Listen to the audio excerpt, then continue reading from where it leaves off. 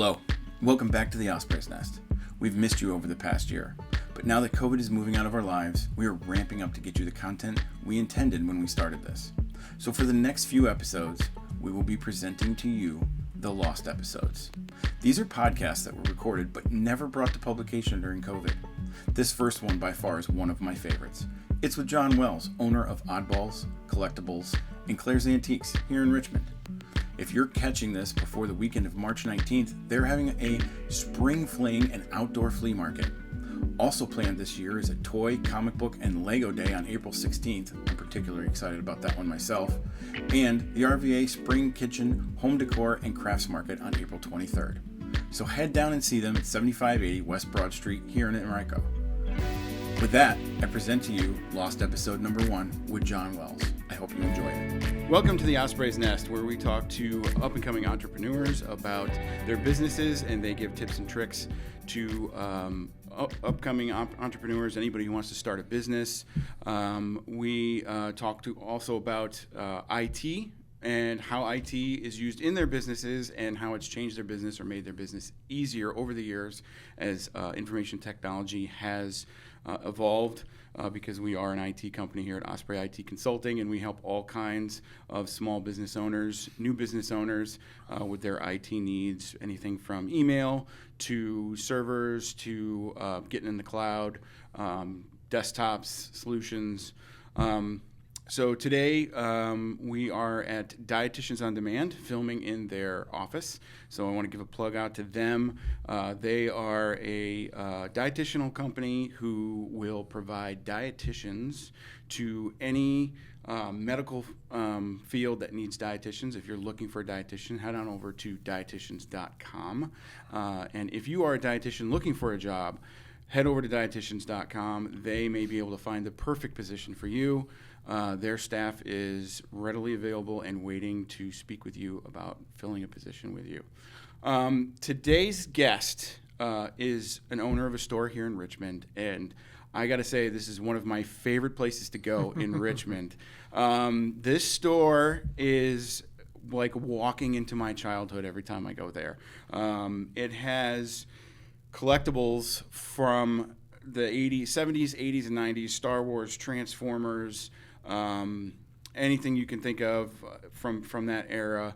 G.I. Joes, Thundercats, all of that stuff, Mask that you watched when you were a kid. If you grew up in the 80s and early 90s, they have all those collectibles there.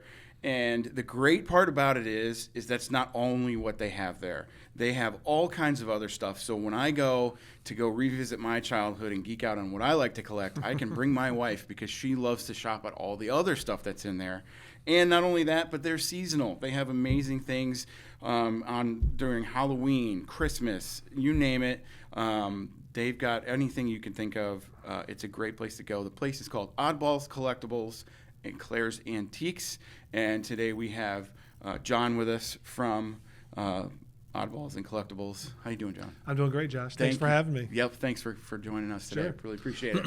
So let me ask you first, where does Claire's Antiques come from? So in the Richmond area, we're known as Oddballs. Mm-hmm. If anyone's been in the store and you say, "Oh, go to Oddballs," they know what you're talking about. Right. Which is kind of jumping ahead a little bit, but as a business owner, I wanted a very unique name that everyone would remember, and that's the name I came up with. But to answer your question, Claire is actually my dog that we rescued from the SPCA quite a few years ago. Okay. So I wanted to incorporate her into the name somewhere. Mm-hmm. So when I first opened back in 2012, we just went under Oddballs Antiques, and then I eventually changed it to Claire's Antiques and Oddballs Collectables. That's awesome. And then we also invite our customers to bring their animals in the store. Oh, great. So we're very pet friendly. As a matter of fact, we have an event coming up in February where we try to raise money for different animal shelters in the Richmond area. Oh, that's awesome. But to answer your question, Claire is our rescue dog. Oh, okay. Yeah. What kind of dog is Claire? We found her on the streets. So we know that she's definitely Beagle. She's a mixed. Right. And then we think she's like part Pit or some type of bulldog. And we found her in Appomattox on the street. So our assumption is that she was bred as a Beagle, and then maybe mom, dad wasn't a purebred, and then she got released, because she's not a purebred to hunt with, right? Right. So we think that she was bred originally to be a hunt dog, right. and then so someone released her or she got out, and we were lucky enough to find her and to love her ever since. That's awesome. That's awesome. That's a great story, and that's a great cause to help out within the Richmond area. Thank you. So tell me about your journey into before you owned your shop. Were you business owner before then? Were you an entrepreneur when you were growing up? Did you do how did you get into the whole entrepreneurial spirit? So my father was an entrepreneur growing up, so I kind of was around that. Mm-hmm. But I've always been an entrepreneur by heart. Mm-hmm. I think it's one of those things when you're a kid, you just know, right? Yeah. And when I was a kid, I just knew. Yeah. Not that there's anything wrong with working for someone, but I always wanted to be the boss. Not an egotistical thing, but I wanted to make my own way. And with that comes a lot of challenges. Yeah. It's very difficult to be your own boss. You're not guaranteed a paycheck, et cetera. Yep. But ever since I was a kid, when I was that kid that, like today here in Richmond, it snowed. I was that kid that I would go out and play in the snow for a few hours, and then I would go around and start collecting money or making money by shoveling sidewalks, shoveling driveways. Yep. But even as a younger kid, I would hire the local kids in my neighborhood to perform the work for me. So there were days where we would have, let's say, a foot of snow. Mm-hmm. I would come back with hundreds of dollars, and I would just kind of manage the entire thing. I would go up to the neighbor and say, $10 to shovel your sidewalk, and they would say, deal. Then I would find a kid in the neighborhood, and I'd say, I'll pay you $5 to shovel the sidewalk. And I made $5. The kid made $5. The homeowner was happy, and we all walked away with money in our pocket that day. So. That's awesome. Yeah, that's how it starts for sure. Definitely how it starts. So what happened as you got older? Did you start any businesses before Claire's or? No, Oddballs is my first business. Okay. And so I started that back in 2012. Okay. So the story leading up to that.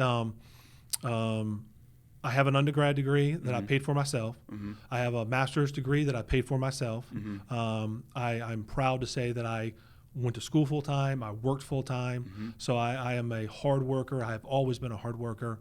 I paid off every student loan that I've owned.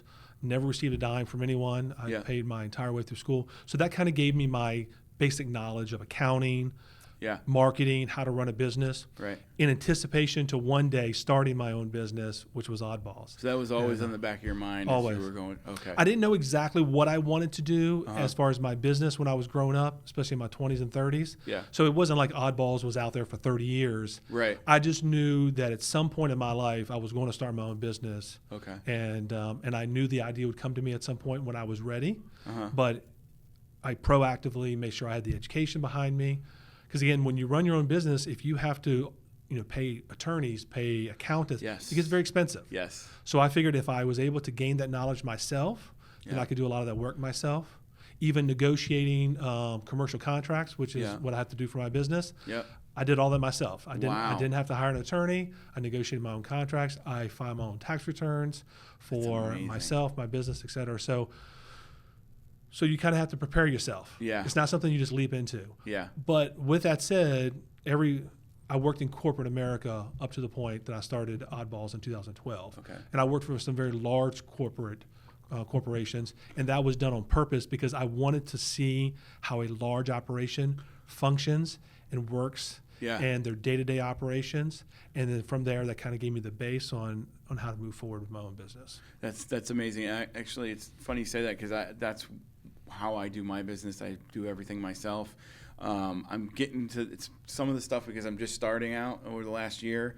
Is a struggle. I'm still learning extra. Yes. But I do have a good background with the money and the marketing and things like that because I worked for HP as an executive before I went out on my own, and so I learned about. And I worked with the government, so I learned about writing contracts, government money, budgeting, project management, all that stuff, how it all works. Right. And so that actually helped me speed up the process of getting clients and getting things. So it's very important to know and try to do as much as you can for yourself. Because every dollar you can save is equivalent to, from my perspective, to $2 that you earned. Right. Because by the time you pay taxes on the money you earned, so for every dollar you save, you really earn $2. Net is how I look at it. And so I think a lot of people, they love something. I love flowers. I love whatever it is. Yeah. And I'm going to start a business, but they're not prepared for that, because once you're a business owner, it's more than just your love. You have to run your business profitable. You have to understand every penny that comes in, every penny that leaves. And so you have to have the love there. Yeah. Like, I love Oddballs. I love everything about Oddballs. I love my customers. I love my inventory. I love everything about it. But at the end of the day, I'm also a business owner. Yeah. I have to know every penny that goes in and out of that business. Yeah. Because if not, I'll be out of business soon. Yeah. Still loving Oddballs while I'm sitting at home. Yeah. You know. Yeah. And, Exactly. Right. Yeah. I that's one thing that I deal with is, my wife will come upstairs while I'm working on something, and she's like, "Are you being the accountant right now, or are you being the IT guy?" Exactly, I'm like, "I'm being the accountant," and she'll be like, "All right, I need to leave you alone because you're going to be grumpy." Switch those hats, right? Yeah, because I hate being the accountant. I hate yeah. it. I never wanted to do that, but I have to do it. So, yeah. Well, I mean, the cliche is true. People tell you when you own a business, you have many hats, and that's absolutely true. Yeah. And every day, and sometimes 10 or 20 times a day, You're switching them around. Oh, I mean, if I go in and the toilet's backed up, I'm a plumber that day, right? And exactly, right? exactly. And so people think that owning your own business is, you get to sit back as the boss. Yeah. I work harder now than I ever did in corporate America. Yes. Yeah, people don't understand that. And yes. I noticed when a couple times I've been in the store, you're in there moving walls of stuff, just moving stuff across one side of the store to the other side of the store, and you're in there just moving all kinds of stuff. Oh my goodness! If I break down how much I make per hour, considering I work 100 hours a week, right? I mean, I'd probably make more money just going back to corporate America. Right. But I love it, right? I absolutely love it. So yes. That's awesome. Yeah. So what was it that finally you said you were trying to? You knew you wanted to build a business someday. You knew you wanted to have a business.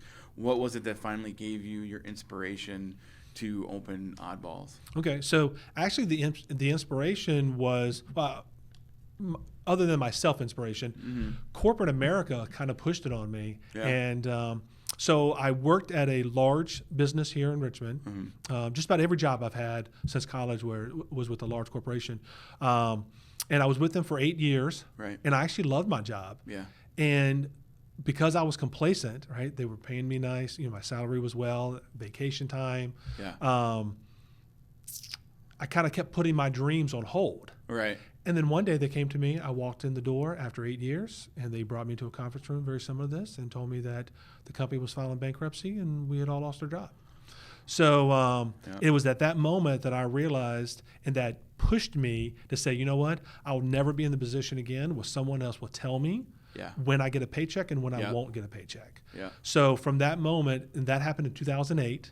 So from 2008 to 2012, I took another job with another corporate job, saved up my money, started planning my exit route, and in 2012 I stepped out and started Oddballs. Nice. For my very first job and my very first business. Yeah. And there's a whole lot of different challenges, which I'm sure we'll talk about at that moment. But when you take that step, when you leave corporate America and you leave your guaranteed paycheck. Yeah. And the reason I say that is because in 2008, I realized that your paycheck is not guaranteed. Yeah.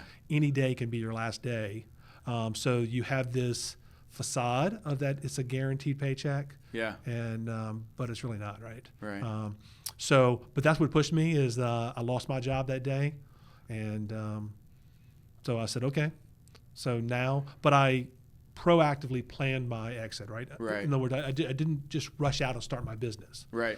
So it's okay. I need to start writing my business plan, figuring out what I'm going to do, where I'm going to do it, how I'm going to do it. And then it took me 3 years to get that together. In 2012, Oddballs was started and created. So when you were writing that up, what inspired you to say, okay, I want to go into antiquities and collectibles, and what was it that pushed you toward that instead of something else? Well, so when I was sitting at home in 2008, trying to figure out what my plan was going to be, I started writing down everything that I loved. And collectibles and antiques were at the top of my list. Yeah. And so I said, if I'm going to step out and take this risk, which is a major, major risk, I said, I'm going to do something that I love. And so I think that you must love what you do if you're an entrepreneur. But as I mentioned earlier, you also must be very smart, intelligent. You must do your research, and you can't just throw it out there. Yeah. Right. And but anyway, but to answer your question, I loved antiques and collectibles. I felt there was a need for that, meaning that part of my advertisement is I always say, we're not your grandma's antique store. Yeah. And because I've heard so many people say, oh, antiques are, they're boring or whatever. And that's because we're so used to grandma's antique stores. Yeah. And again, no offense to grandma. Yeah. But this is 2021. Yeah. It's not the same. So, and that was the reason why I came up with the name Oddballs, is because I wanted us to be an oddball in the antiques and collectible world. Yeah. And, Yeah, it definitely is. The stuff in your stores. I mean, I've been to, I shop antique stores all the time, especially when I go out in the country. If I go out to see my buddy up in Massanutten, or if I go out to West Virginia, all these little towns that have the antique stores, I'll go in and just look around and see what they have in there. Because sometimes I find a little something they like. But most of it is really old, like farm equipment or crib from like the 1800s, cribs and beds, and just like this stuff that's just collecting dust and sitting in there. It's been in there forever. Right. But your store is not like that at all. Not you like that at all. Tons of usable things that every day are used. It's just amazing. Every time I'm in there, I find something new that I'm just like, oh wow, that's awesome. I could use that. And I appreciate that. Thank you. Yeah, that's why I just love your store. My wife loves your store. My parents, I bring my parents in there. They love it as well. So, well, when I was growing up, being that I was born in '72, so I grew up in the when Star Wars came out in the late '70s, early '80s. But I was a huge Evel Knievel fan, and I have a lot of Evel Knievel collectibles now. But Evel Knievel was the guy that they said, you can't jump that. He goes, watch me. Yeah. Right? Yeah. And then, so when I told people I'm going to start an antiques and collectible store, but I don't want it to be old and like grandma's antique store, people said, you can't do that. And I said, watch me. Right? Yeah. So, so Evel Knievel has always been my inspiration. And as many times as he failed at the jump and he broke bones, you will learn as an entrepreneur, you fail and you get back up with broken bones. Yeah. And you get back on the motorcycle and you jump the next one, right? Yep. Until you make it. Right. And you have to heal, right? And you have to say, okay, what did I do wrong? What can I do better? Yep. Right? And then, but you get back on the motorcycle and you make the next jump. Yeah. Right? That's and when you make it, the fans will scream and they'll applaud Yep. and you'll have your fan base. But you have to get back up, you have to heal, and you have to get back out there. Yeah. Yeah.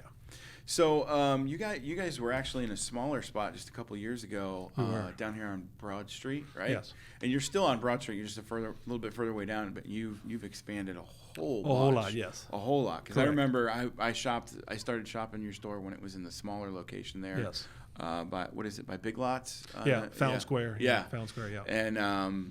And then you guys moved to that bigger area, and I was impressed. It's just huge. Thank How you. was that whole transition like growing? What do you do to make sure that you don't grow past your bounds and stay within that comfort zone, but also you need to grow, so you expand? Like, how did talk about that a little bit? So I got a little lucky in a certain way, and you'll see in just a moment how that happened. And I think any great business owner, any great entrepreneur will tell you that along with preparation and the love for something, some luck comes your way, right? Yeah. And sometimes it's bad luck, sometimes it's good luck. Yeah. But you have to take the luck. And what I mean by that is when I first opened my store in 2012, it was 4,000 square feet. Yeah. The day I opened, I only built out the first 2,000. And because I had no customers, I had no vendors, I had nothing. Yeah. And social media wasn't that big back in 2012. It's really taken off now. Yeah. I mean, there was Facebook, but there was no Facebook Marketplace. Right. It wasn't to the level that it is today. So being a brand new business, again, no customers. Yeah. It's a little intimidating, right? Yeah. And because in my first location, I signed a 5-year lease, which is what most commercial, spaces request. Right. So when you sign a 5-year lease, you're signing, hey, I'm going to make rent payments every single month for the next 5 years, regardless if my business is profitable or not. And this is a brand new business, right? So I don't know if I'm going to be profitable. I don't know if it'll take me a year, 2 years, 3 years before I make my first profit. But so I signed a 4,000 square foot space lease. I built out the first 2,000. Within 2 months, my business really took off. So then I had additional 2,000 feet of space in the back. Right. I built that out, filled that up. It did really well. Where I got lucky was the tenants right beside me moved out. And that was an additional 3,000 square feet. So then I cut a hole in the wall and expanded to to that side there. So now I went from 2,000 square feet of open retail space to 7,000 square feet.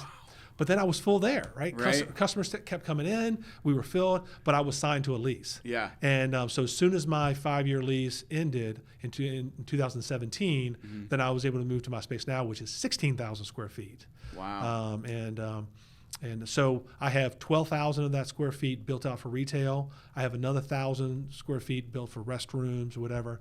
And then in the back, I have another couple thousand square feet that I use for storage. Holy cow, that's amazing. So that was back in 2017 we moved. So from 2012 being a brand new business with not a single customer to 2021 with I have over 100 vendors in my store, 16,000 square feet, and thousands of great, wonderful customers. So, Wow, that's amazing. Yeah. So, what are a few of you said there was you kept growing, Yes. and you had your lease. What are a couple of different things that you've run into that may have hindered you on the way, or problems or tribulations that you've had that you've had to work through or force through just to keep your company going and keep things going on? Yeah. So, I mean, I think going back to 2012, even when I started this brand new store called Oddballs, and I wanted us to be different, how are you going to be different, right? Right. And when you're different, people don't understand that. They don't know what that is. Right. So how do I get them in the door? And so my very first sign back in 2012 just said antiques. That was it. Yeah. Didn't say Oddballs, because at that moment, again, I'm trying to save every dime I can. Right. Because I don't know what's going to happen with the business. I'm like, no one knows Oddballs. Right. It has no name recognition. Gotcha. So my very first sign, simple antiques. Gotcha. It was $2,000 to get the sign made and hung, and people kept asking. They're like, well, why is your name there? And I go, because it's not about my name. My name will come. Right. I'm not a well-known name. I'm not Target or Walmart. Because you're not grandma's antique I'm not store. growing. Yeah. So anyone driving by the shopping center, if they like antiques and they see the sign that says antiques, they're going to stop in. Yeah. Right? Yeah. That's all that I needed at that moment.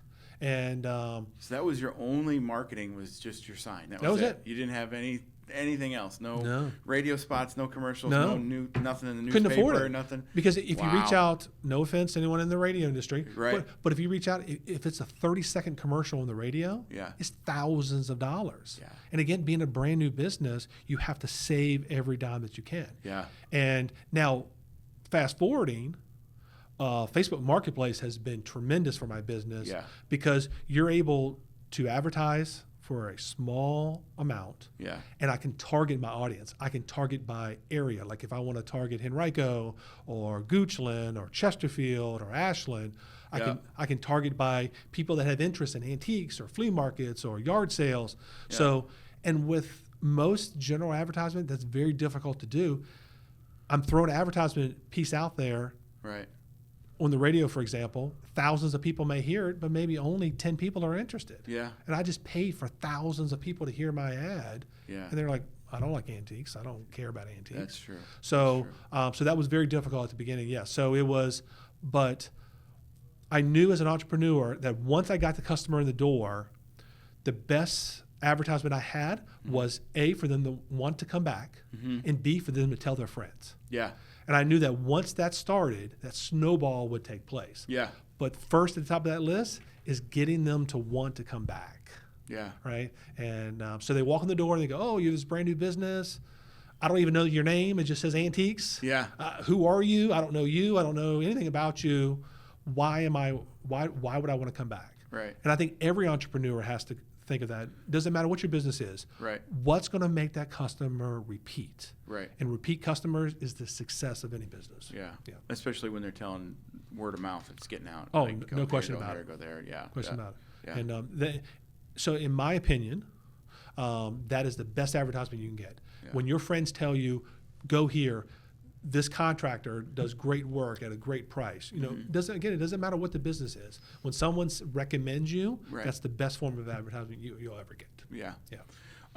How did you make it through with everything that's going on in today's society with the pandemic, and how has that affected your business, and how have you had to adapt? Yeah, that's a tough question. So, so January, February of 2020, last year, my business was doing really well. Yeah. March hit, the coronavirus kind of became more world known. I mean, I went from great sales to nothing, to zero, right? And that was when I made a business decision, which was a very difficult business decision, but I thought it was the right decision for my business. I thought it was the right decision for my employees. I thought it was the right business decision for my own family, was to close my doors. Yeah. Not permanently. Yeah. But so in March, the end of March, we shut our doors. And we were, for the most part, closed for the entire month of April. Wow. And that's when you as a business owner have to make some very important decisions. Yeah. Right? The life of your business is on the line at that moment. Yeah. Right? Yeah. And so that's where I sat down and I said, okay, I started a business with nothing and built it to be very successful. I can fight my way through this. How am I going to do that? And that's where, as a business, you have to make adjustments. Yeah. And especially a retail business, which is what I am, is very much different than someone who runs a home-based business or, if you're a contractor and you go to someone's home. Every business has its different challenges. Yeah. So I had to sit down, and I am a big supporter of the SWOT analysis. And if you don't know what that is, it's strengths, weaknesses, opportunities, and threats. Okay. I draw it out on like a cross. And I have my strengths, my weaknesses, my opportunities, and my threats. And I list everything. What's my strengths? What's my weaknesses? And then from there, that tells me where I have to make adjustments. Right. And that's what I did. That's awesome. I think sports, I'm a huge football fan. Right. One of the reasons why Peyton Manning or Tom Brady was such a great quarterback, it wasn't that they had the best arm. They were strategically the best. Yeah. They could read a defense. Yeah. So they could say, okay, maybe I can't throw 60 yards downfield, but your weakness defense is in the middle of the field, so all I have to do is throw a 15-yard pass to my tight end, and he'll run for 30 or 40 yards, right? Right. So knowing your weaknesses or knowing your opponent's weaknesses is as important as knowing your own strengths. Right. And then they're great quarterbacks because they understand their opponents, right? They understand their competition. They understand what the competition's weakness is, right? And then they know how to attack it. Yeah. Yeah. Yeah. So what did you guys do? I mean, I know you shifted a lot to online sales at that point, right? You were on Facebook Marketplace a lot. Yeah. You were on, because you can't have people in the store anymore. You can't have people browsing, but you had a lot of. That's when kind of I noticed you used a lot more IT stuff like Facebook. I did, yes. Taking pictures and loading stuff online. I know I purchased something I saw online, and I came to the store to pick it up. I felt like I was buying a bag of drugs or something. Right. I was like sneaking up, looking around. You came to the door, hiding the money, pass the money in, get the item out. But making adapting and stuff like that. Yeah, I noticed that you had to. IT was probably a big help. The internet was a big help in keeping you. I'm sure it wasn't nearly the amount of stuff as people coming in and out of your store. I mean, that's a horrible position to be in, I would think, is having a brick and mortar store like yours. And, okay, we're all shut down. We can go shopping now. Because you still have to pay rent. Yeah, you still got to pay rent. Right. You still got to pay your electric. You still got to pay your water bill and everything else. Right. And Dominion Virginia Power, they don't care. Yeah. Right? Your landlord. Your landlord cares, but I don't want to say that they don't care, but they have a business to run as well. Right. They have employees to pay. They have their own mortgage to pay. Yeah. So it's kind of a trickle down effect. Yeah. But to answer your question, and up to this point, so here we are in March of 2020. I've tried not to go online as much as possible because I want to be a brick and mortar business. Yeah. They're going out of business. Yeah. I mean, they're becoming extinct. I want to bring it back. Yeah. I love my customers. I enjoy hearing their stories when they come in and they get excited about a piece. Yeah. And they talk about their family and, my grandmother had this, or I've been wanting this since I was a kid. Yeah. It's hard to get those stories when you're online. Yeah. You don't get that interaction. Absolutely. But I had to make a switch. My doors are locked. Yeah. No customers can walk in my door. I have to continue to make sales. Right. So what do I do? Yeah. And that's that SWOT analysis I was talking about. And that's when I said, okay, I don't want to be an online store, which is unusual for today because everyone is trying to do online, right? So I don't want to be that, but I have to be that. Yeah. So what do I do? And that's when, I made the switch. That's the other thing about your store is that you're absolutely right. And sometimes I will come to your store just because I've got a few minutes or I've got 30 minutes. And I'm like, I just want to look. Yeah. I just want to see all the stuff that I may not be there to buy anything, but Right. I'm like, oh yeah, I remember when I had that when I was a kid. Right. You can't do that on eBay. You No. can't do that on Amazon. You don't get that nostalgia of actually seeing something that you Correct. had when you were a kid, or looking for things that you might want, or that your grandparents had, or that your parents had when you were younger. Correct. Like, you can't get that online. So that's what makes your store amazing to me, and that's why I like going there all the time, because you actually get to see it physically, it. So I appreciate it. It's something about just touching it, Yeah. smelling it. Yeah. I mean, your senses just come alive, right? Yeah. When Yeah. you see something that just reminds you of a childhood or your grandmother or something, I mean, it's hard to explain that feeling. yeah, But yes, it's difficult to have that feeling online. yeah, But when you see a person, and customers will come to my store and they'll apologize and say, "Oh, I'm sorry I didn't buy anything today." And I go, "Don't worry about that, because I don't run my business to sell something." right, And this would be my piece of advice for any entrepreneur. Don't sell to your customers. Let your product sell themselves, right? Yeah. And so if you come to my store and you look around and you don't buy anything, no big deal. Because the next time you need something, you need a dresser, you need whatever, you need a unique gift for Christmas or for a birthday, guess where you're coming, right? Yep. You're coming to my store, right? So don't try to sell yourself, right? Yeah. Whatever you do, be the best at it and let it sell itself. Yeah. And it's kind of cliche, good but it's advice. true. But Yeah. it is absolutely true, right? Yeah. So if I have a unique store, if I have a fun store, if you have fun when you come into my store, you will come back. Yeah. And the next time you come back, you may spend $1,000. Right. Right? Or bring some of your friends. To Bring say, some of your "Hey, check friends." out this place. Yeah. Correct. Yeah, I've told So- tons of people about your place. Like, Yeah.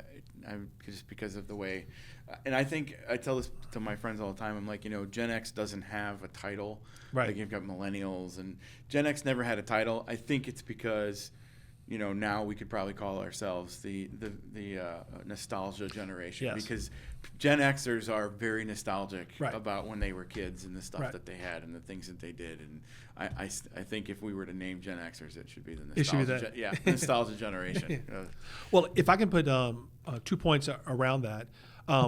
So I was having a conversation with my customer yesterday, and because I have no exaggeration, when I built my business, I wanted it to be a family fun event. Yeah. And I use family fun all the time. Yeah. So even little things as a business owner, the music that I play in my store. Yeah. Right? How do I play music that a 10-year-old is going to enjoy and an 80-year-old is going to enjoy at the same time? Right. Very difficult. Yeah. If you play music that offends one or the other, they don't come back. Right. Right? So as an entrepreneur, you have to break down every aspect of your business, right? Yeah. And and that's so I was talking to my customer yesterday about the different generations in my store, right? Yeah. How do I play music? Something very simple, something you wouldn't think about. Yeah. But it's important. And it's only important when you walk into a store and you listen to the music and you're like, "Oh, I don't like this at all." Yep. Right? I'm not coming back here. At that moment, it's important. Yeah.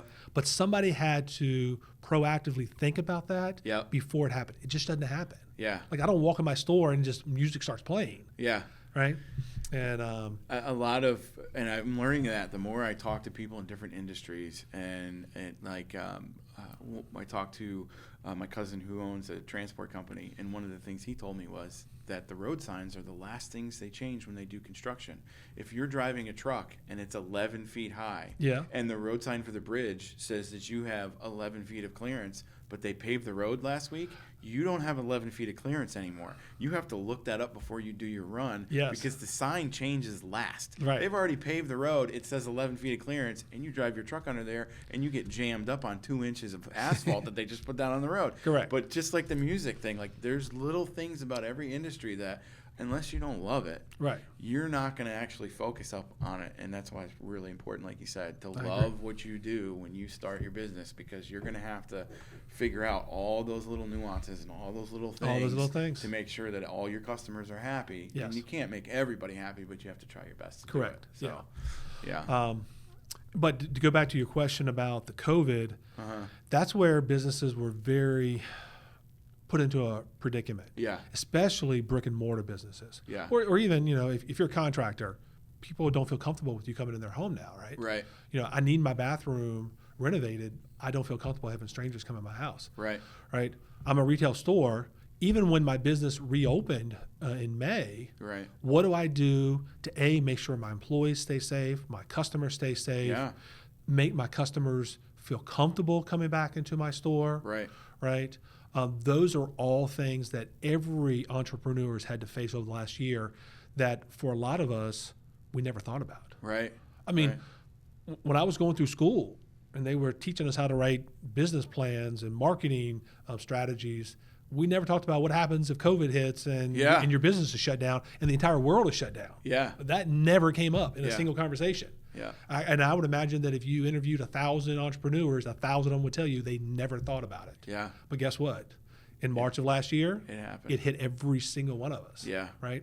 You have to adapt and overcome. You have to. There's not a single entrepreneur that wasn't impacted by COVID.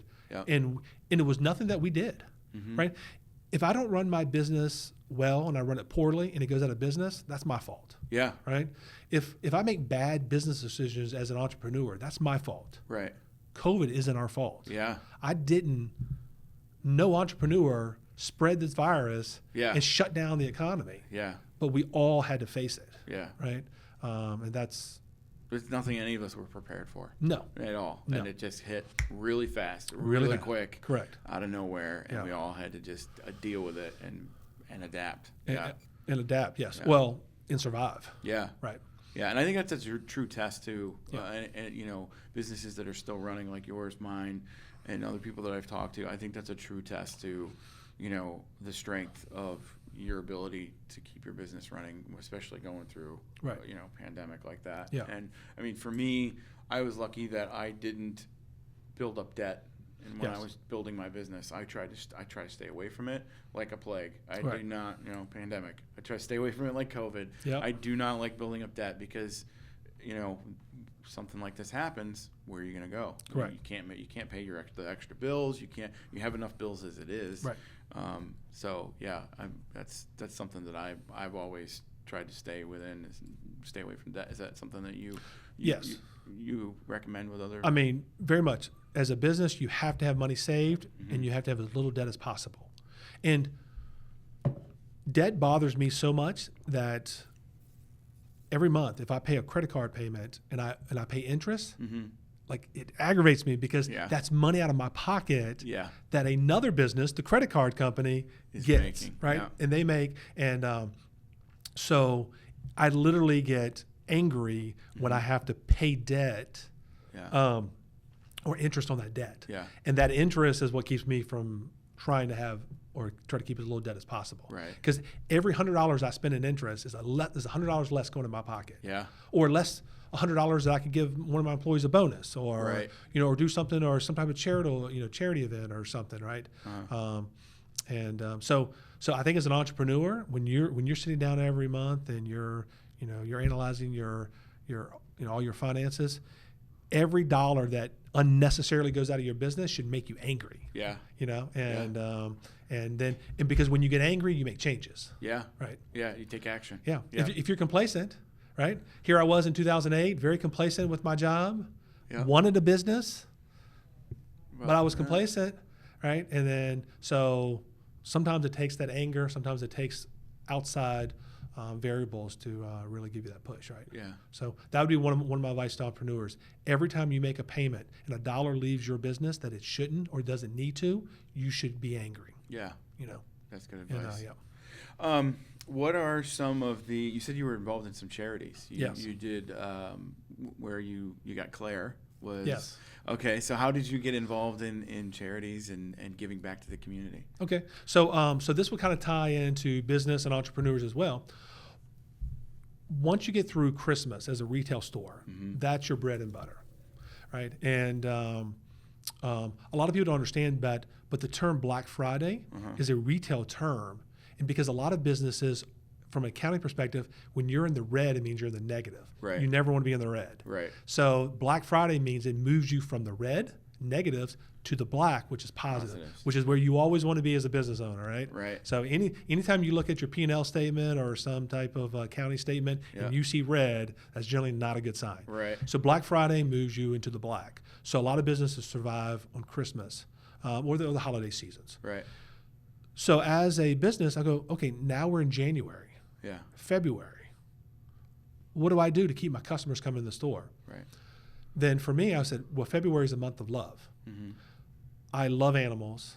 which is why we have Claire, and which is why animals are welcome in my store anytime. Yeah. So I was like, you know what, February is a month of love. So I'm going to every year dedicate February, from my store's perspective, as a month of love to animals. Okay.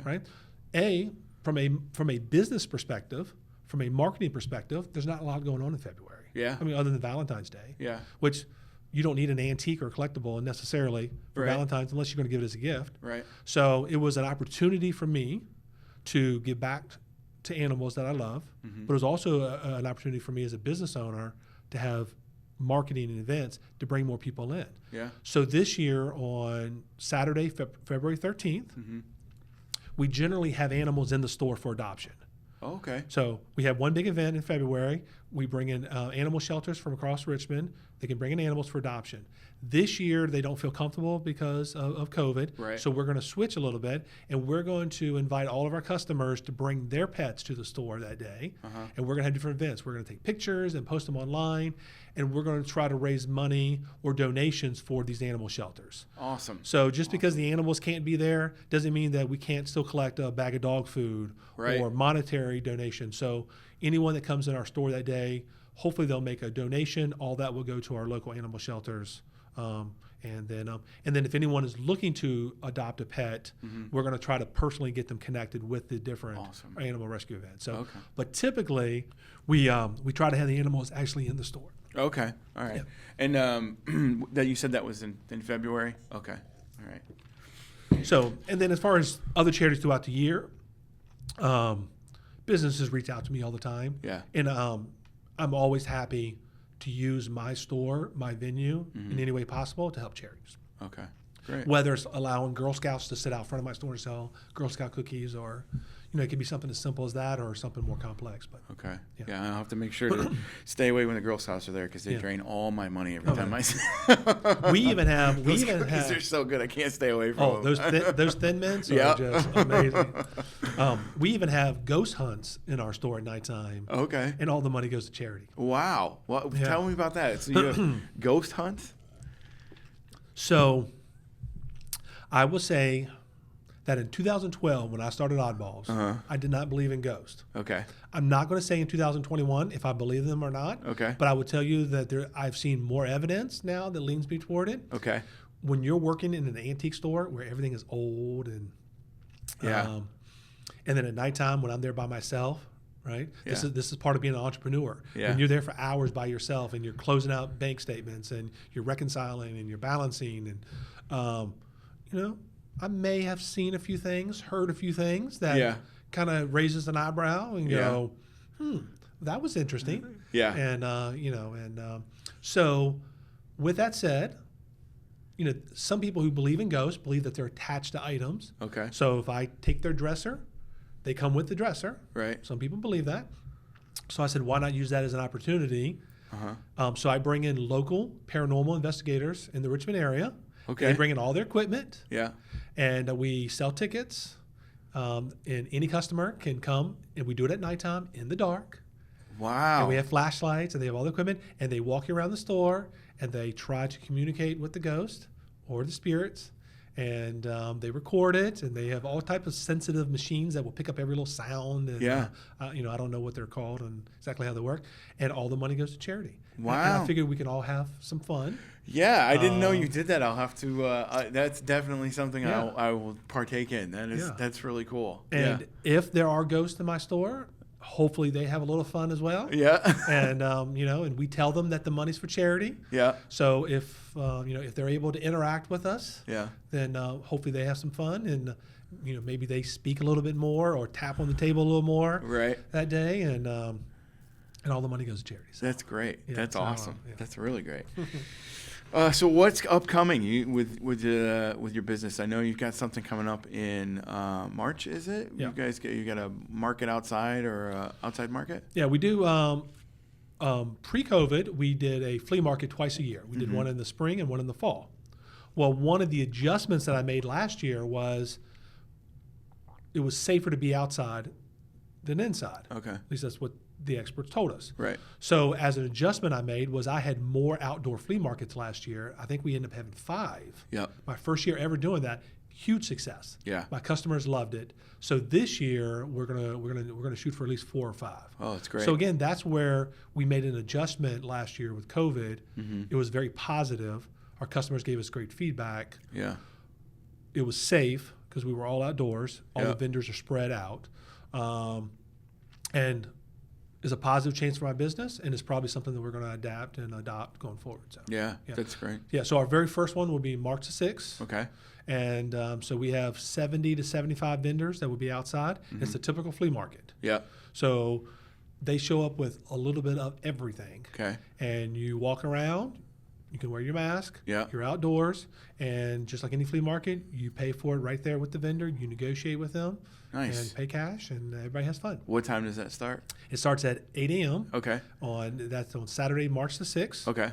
And from a business perspective, because some people may argue,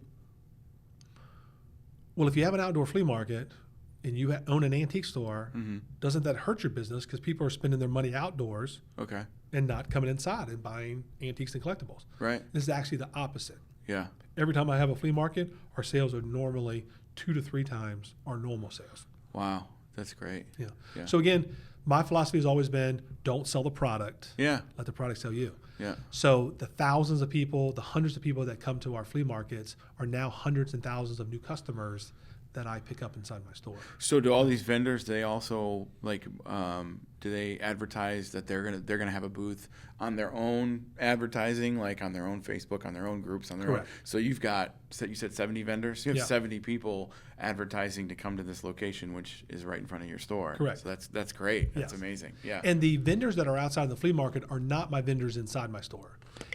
There may be a few that may set up in the outdoor flea market, but typically they're all new vendors that show up. Right. But yeah, as a business, as an entrepreneur, anytime you can get free advertisement, Yeah. I mean, that's gold. Right Yeah, there, right? that is that's gold. That's just gold. Yeah. So your point is exactly right on. You have 70 some people that are advertising for you.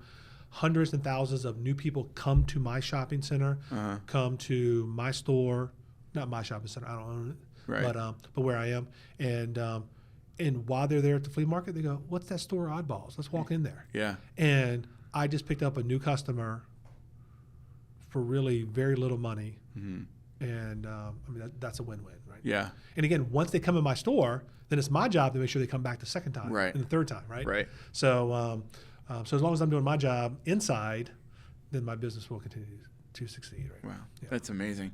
Well, I'm very impressed with your store and everything that your story and everything that you've gone through, and how you've built your business and how you run it. Tell me a little bit about your employees. How do you find somebody? Like, what is your process for finding an employee and weeding out somebody who's not going to be a good fit or going to be a good fit when you're bringing people to work for your business?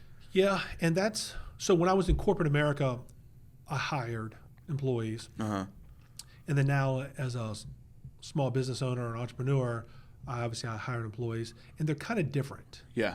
When I was in corporate America, it was more, we had a checklist of all the qualities, right? Check, check, check, check, and then you qualify, great. Yeah. When you're an entrepreneur and you're a small business owner, there isn't necessarily check marks because every day can be different. Right. So when I hire an employee, I don't say your job is A, B, and C, and that's it. Right. Because there could be a D, an E, an F, a G, right? And it may not happen until that day. Right. So anyone that I hire, I tell them you must be flexible, and I tell them, I kind of always joke and I say, I promise you'll always have fun at work because every day will be different. Right.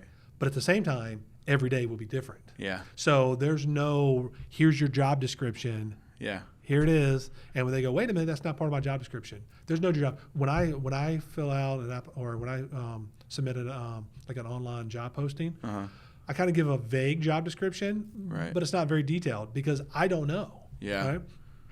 Someone may call me today and say, hey, I have a lot of Star Wars or G.I. Joes or He-Man or Transformers that are in my attic. Yeah. And guess what? I'm climbing in attics. Yeah. And I'm pulling out toys. Yeah. So then whoever my employees are working that day, they may be helping me clean it or pricing it or putting the parts and pieces together or moving display cases, or I don't know from day to day what product I'm going to sell in my store. Right. So my employees have to be kind of flexible with that, right, as well. Gotcha. But because we're a small business, you have to hire someone that you can get along with, that you feel comfortable with. Yeah. Right. So, do they have the job qualifications? Yes. Do you think it's going to be someone that fits in kind of with your family? Mm-hmm. And I consider all of us a family. Right.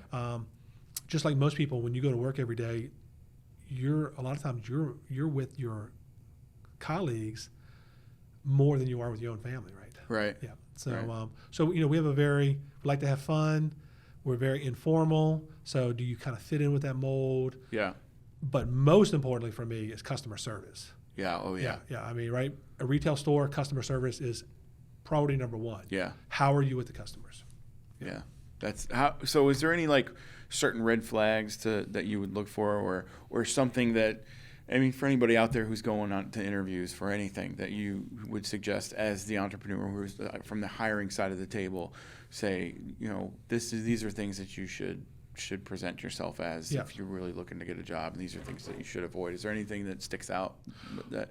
Well, so again, with my career prior to Oddballs, as working in corporate America, and I worked with some very large businesses, we can see right through the bull right from the beginning. Right. So if you come into an interview and you're just trying to play us, we've heard every answer. Yeah. Right. Yeah. Before we ask the question, like sometimes we may not really care what the answer is. We just want to see how you're going to respond to the question. Right. And so if you come in there and you think you're all slick and you're trying to, that's not a good way to start off the interview. So as much as the cliche, but be real. Yeah. Be yourself. Be professional. Right. Don't be so real where you're just like all laid back and be professional. Yeah. But give true answers. Give real answers. Yeah. And if you've kind of practiced some what you believe is the answers we want to hear, we can generally figure that out. We can generally figure that out pretty quickly. Yeah. And like I said, and any good interviewer will know what questions to ask. Yeah. To get around that. Right. Yeah. So yeah. Okay. Yeah. I think that about does it for me. I want to say thank you so much for coming in, and I am so impressed with your store. Anybody who's out there in the Richmond area, please swing by Oddballs, Collectibles, and Claire's Antiques. They're open.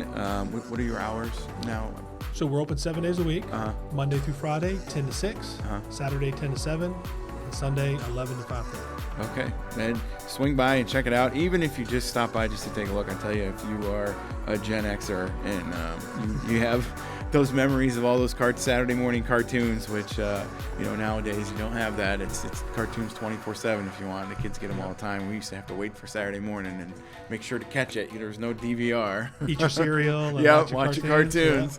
Yeah. They've got all kinds of collectibles there, and like I said, I bring my wife in there, and she likes to shop too, because it's not just the collectibles and toys and stuff from the 70s and 80s, but they do have a lot of that stuff. So head on down there and check them out. And thanks, John Wells, for joining us today. And we'll talk to you guys in the next one. Great, thank you.